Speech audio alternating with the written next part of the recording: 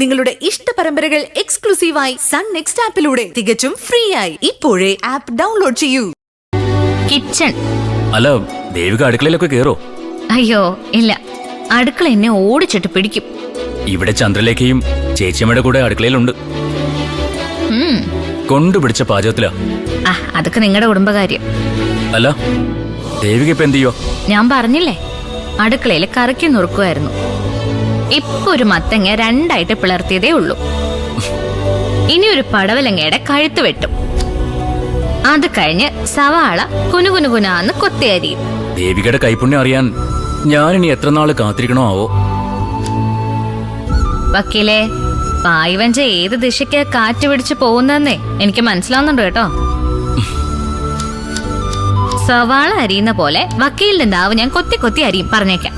അയ്യോ വേണ്ടേ, നാവില്ലെങ്കിൽ പിന്നെ ഞാൻ എങ്ങനെ വാദിക്കും ദേവികെ? ആ ബോധം ഉണ്ടായ വക്കീലിന് നല്ലത്.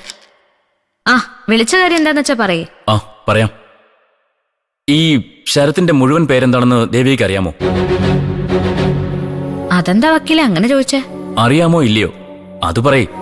ഇല്ല, ശരത്ത് അത്രമാത്രം അറിയൂ. ആ പേര് തന്നെ ഒറിജിനലാന്ന് ആർക്കറിയാം?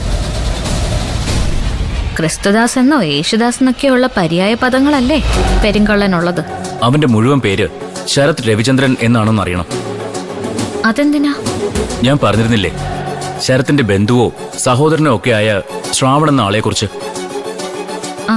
മരിച്ചുപോയ ശ്രാവണിന്റെ മുഴുവൻ പേര് ശ്രാവൺ രവിചന്ദ്രൻ എന്നാണ്. അങ്ങനെ നോക്കുമ്പോ അവർ സഹോദരങ്ങളാ അല്ലേ വക്കീലെ? അതെ. സഹോദരന്റെ ചിതാഭസ്മ കലശവുമായി ശരത് എന്തിനാ ദേവികയോട് പകവെട്ടാൻ ഇറങ്ങിയിരിക്കുന്നത്? അതിന്റെ കാരണമാണ് പിന്നീട് നമുക്ക് കണ്ടെത്തേണ്ടത്. അതിനുവേണ്ടി ശരത്തിന്റെ മുഴുവൻ പേരും മേൽവിലാസവും നമ്മൾ കണ്ടെത്തണം. കണ്ടെത്തിയിരിക്കും.